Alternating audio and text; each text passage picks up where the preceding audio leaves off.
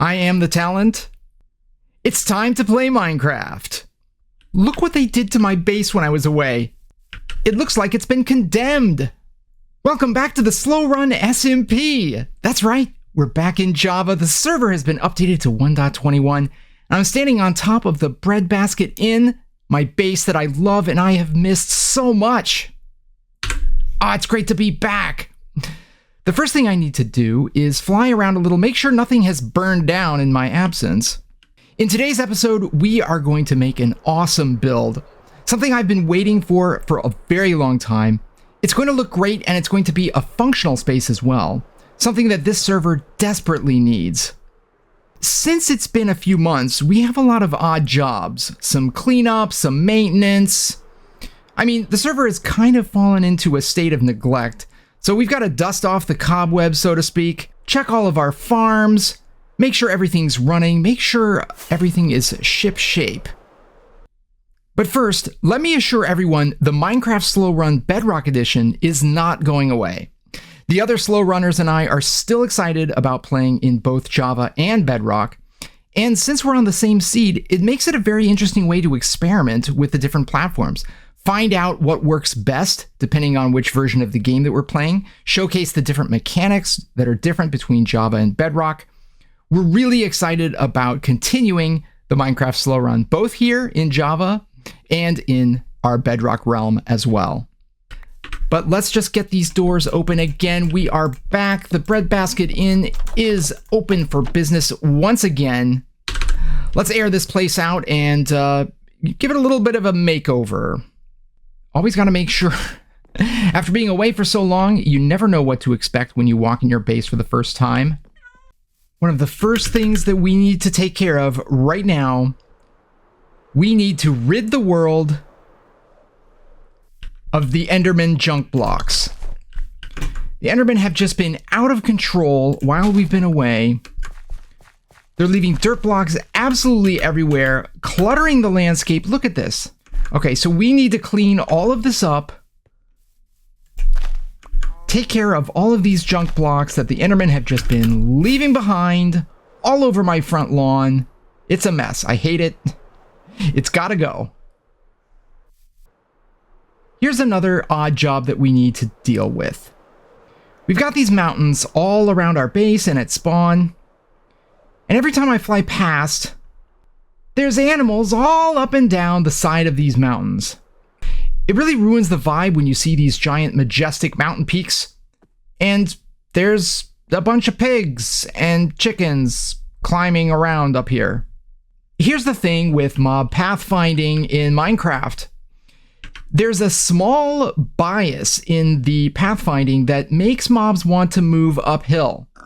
So over a long enough time period, they're all going to wind up at the top of mountains. That's why we got these pigs here, and over here by the industrial district. We got chickens clucking around up here. Oh, it gets better. Way up here at the top of the stony peaks, we've got a horse farm. I mean, look at this. We got horses, cows, chickens. It kind of destroys the vibe. And here's one of the worst offenders. This place is absolutely crawling. Look at this. What are they all doing here? No, it's not meant to be. I'm sorry, it's just not meant to be. So, I've got a boat and some leads. Totally going to just relocate these animals. Totally. I mean, yeah, we're gonna relocate the animals. Now we are back at spawn, and I mysteriously have 48 feathers in my inventory, but we're not going to talk about that. So the reason we're here is that I want to show you some of the builds that are to the east of spawn. That's where we've been building in Bedrock Edition, whereas here on the Slowrun SMP, our base is over here to the west. And I also want to bring you to our build site and explain exactly what we're building and the reasons why. So let's go on a little tour here. Now, this would be a road to our starter base in Bedrock Edition. But the first build that we've got to take a look at here is our Armor Trim Museum. This is a hyper-modern build. We've got 16 stories, one for each of the armor trims. each with its own color. So each floor has its own armor trim. We've got them all labeled. Yes, a lot of glass and concrete in this build. It's pretty cool. So we've got the floor directory here, the Slowrun SMP, Armor Trim Museum, and Duplication Station. So this will tell you where all of the armor trims are, so you can go to the floor that you want. We've got all the supplies here. Bring your own diamonds, of course, but we've got the original armor trim right here and a display version on some diamond armor. In Bedrock Edition, this area right here is a cherry grove, and down here is where we built our base. And you'll notice there's a village here. This was the starter village for a lot of the slow runners who came out here to the east, and this was where everybody geared up. Our plans are basically to turn this into a medieval style village. Oh wow, this is just so weird coming over here. This is where our base is on the Bedrock slow run. And yeah, the terrain is slightly different, and of course there's no village. But I also want to bring you over here. If we come to the south here, we'll see up at the top of this meadow here is what we call the cottage. And across from that is Brickster's starter base, the lodge. And that is just an amazing piece of architecture. Really worth its own episode. To properly showcase this, I would really need a separate episode dedicated to this. The interior is also just amazing. It's a very modern log cabin feel, and especially nestled here in the mountains, it just looks phenomenal. What I really love about it is how the side buildings have a different roof slope than the one in the center. He's just done an amazing job texturing this as well. And again, the interior is awesome. He's got a basement that has an incredible pumpkin and melon farm in it that we're all using. So, okay, so we got the lodge here, and then the cottage up here. This is above the village that's down there. We've got, of course, our super modern armor trim museum over here. And the plan for this area is to turn it into a mountain retreat, sort of a resort, not really sticking with the medieval theme, but, kind of a blend of themes, I guess. The trouble with our armor trim museum is that, well, now there are more than 16 armor trims. There aren't more than 16 colors, so we can't just add 2 more layers unless we want to start repeating the colors. So we might end up either relocating this or redesigning it. It does kind of clash if we want to turn this into a medieval village to have this towering glass and concrete, very strange futuristic structure just hanging over it. Doesn't quite fit. Let's make our way over here to the top of this plateau, where on Bedrock Edition, again, this is where we put our factory. Right here at the border of the Sunflower Plains and the Flower Forest. And this is where we're going to be building today. There are some other flower farms dotted throughout the Flower Forest as well, taking advantage of the gradient and the fact that you can get so many dye colors here in the Flower Forest. As we were spending time in Bedrock Edition, we built that factory that was here, and all of our bases were relatively close to this area. So it was really cool, especially like right here where this flower farm is. That's where I built the cafe and storage area to keep everything from the factory. That's where all of the dye boxes are. And building that, I got the idea, we don't have anything like that on the Slowrun SMP. And this area right here is a fairly central area. It's also untouched. It also has unmatched beauty. I mean, the Flower Forest is just incredible. What this server really needs is a place to consolidate storage. And here's the reason why. Anytime we have a massive build project planned, you've got to travel to a dozen places to collect the things that you need. So just for us, for example, we've got the workshop at our base. We have our industrial district. There's also Grand Central, and that's what we call the storage room that's at the bottom underneath the industrial district. What else? We've also got Dino's Trading Hall, Brick's Pumpkin and Melon Farm, the Bartering Farm, the Guardian Farm, the Squid Farm, the Froglight Farm. There are farms all over the place, and they're scattered everywhere. So anytime you need something, you've got to travel left, right, and center just to get what you need. So what I was thinking was, wouldn't it be great if we had a warehouse? And not just a warehouse, a really nice looking warehouse. And this area right here is the best place to put it. I mean, look at this view. This place is amazing. What a better place to put something that will bring everyone together. Now that we've got the motivation for our build, we're going to have to start planning all that resource gathering. And exactly what I just told you, we're going to have to travel left, right, and center all across this server just to get everything we need. The first stop that I want to make, though, is that flower farm that you might have seen off in the distance. We're going to need to make some improvements to it because we need more dye colors. We need more dye colors, and in particular, we need white dye. Let's head over here to what we've got, a cornflower farm. And this is a nice basic design of shifting floor. We got the pistons here. This one, I believe, is 8 blocks by 5. And what this will generate just from one stack of bone meal, one stack of bone blocks gets us this many cornflowers. So not quite as effective as bedrock, where a single stack of bone meal will get you 9 stacks of any flower type. But, you know, that's about 3 to 1. So what I noticed right next to the cornflower farm is there's this lovely patch of Lily of the Valley. And Lily of the Valley, of course, is a great source of white dye. So what I was thinking is, instead of using bone meal 1-for-1 to get white dye, why don't we build a similar farm here for Lily of the Valley, since we have this lovely patch right here? And then we might be able to get 2, maybe 3 times as much dye from the same amount of bone meal.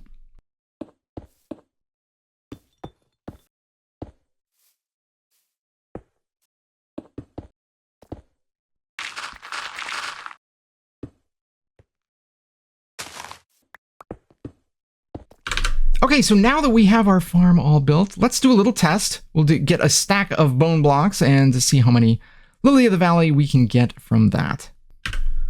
Let's break these down. Let's put these in there. Bone dispenser all the way full with bone meal, and let's start it up and see what we get.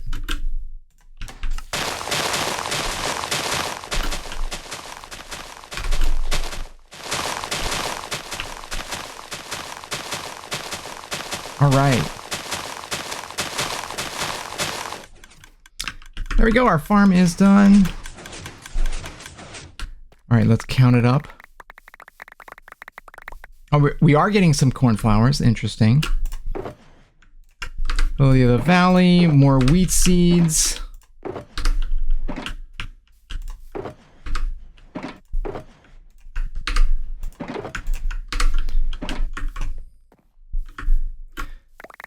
I mean, it's fine if we wind up with some more cornflowers. Don't mind that at all.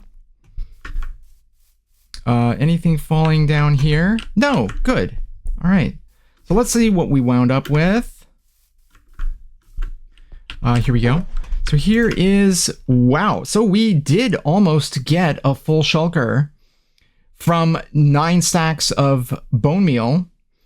That's a pretty good ratio, right? We're getting almost 3 to 1. So that was the entire point, right? I realized all this time I've been trading bone meal for white dye 1-for-1 because, well, we do have a lot of sources of bone meal. And then in Bedrock Edition, since we built those fantastic flower farms where you can bone meal flowers directly and get almost 9-for-1. Now, I know we can't get to that in Java, but hey, 3 to 1 is much better than 1-for-1. So this is going to really help us on the resource gathering since we need a lot of white dye for our build. And speaking of resource gathering, let's get our checklist going so that we can make sure that we're going to have everything that we need. to put together our build here in the flower forest. I will catch you on the flip side. And now the real fun begins. We are ready for our build, the flower bridge. We're back here where we started, the flower forest overlooking what will soon be our beautiful build. We just finished collecting all of the resources. We've got everything all staged over here. Ready to go on one side of the bridge that will lead over the this little lake over to the other side. So we've got all of our goodies right here. We got a whole bunch of concrete, a lot of concrete. We also have a lot of quartz, some gray concrete. We've got some oak logs, some moss, our white stained glass, our light gray stained glass, and some polished deep slate walls with some other bits and bobs that we're going to use as decoration and some lighting. The new copper bulbs produce an excellent light source. So we are all ready to go. We've got everything all set. So now just sit back, relax, enjoy the time lapse, and I'll be back to give you a tour. Here we go.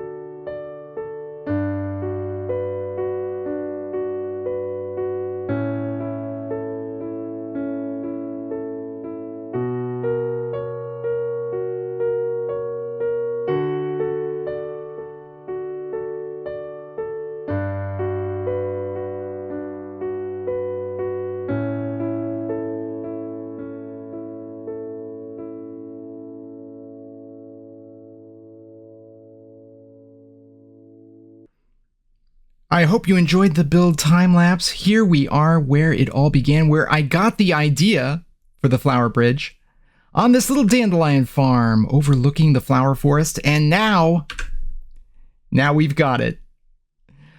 The final build of our season here, it was a big one. I went through not just an entire Silk Touch pickaxe, but also an elytra. I'm on my spare elytra right now, and even that is wearing down. Let's take a look from a few different angles of our build here. The flower bridge had so much fun getting the living roof put together. We've got a lot of azalea trees up there. Went through quite a few stacks of bone meal, of course. Here we've got another shot from the side. Up here on our garden, well, it's kind of a rough garden right now. We don't really have much in the way of amenities or seating areas. We just have the communications tower so that, we have Wi-Fi while we're here. Nice little place to wander around, get a good view of the sunset. Careful on these safety railings. They're not exactly all that safe. I've fallen off a couple times. And at night, it really shines. We get some a beautiful shot of all of these glowberries. Oh, I still want to come through here and bone meal them again. I really just want more. I want more glowberries through here. We put some sea lanterns underneath moss carpets up here so that it still stays well lit. Well enough that no mobs are going to spawn up here. So that's great. We can have a little cookout on top of the living roof. And at night, it looks spectacular. I really love it. This side of the glowberries hasn't quite come in all the way yet, but we're getting there. We're getting there. And I like how the campfires give this appearance that it's not exactly smoke. It's more like the steam from the HVAC system. Let's see if we can do a little fly through here. Not so sure this will work. Woo! Oh, took a little damage there. Watch out for that tree. I think I'm going to spend most of my time up here on the garden, to be honest. Well, because we haven't really figured out exactly what we're going to do with the interior yet. The great thing about this build is it's supposed to be functional.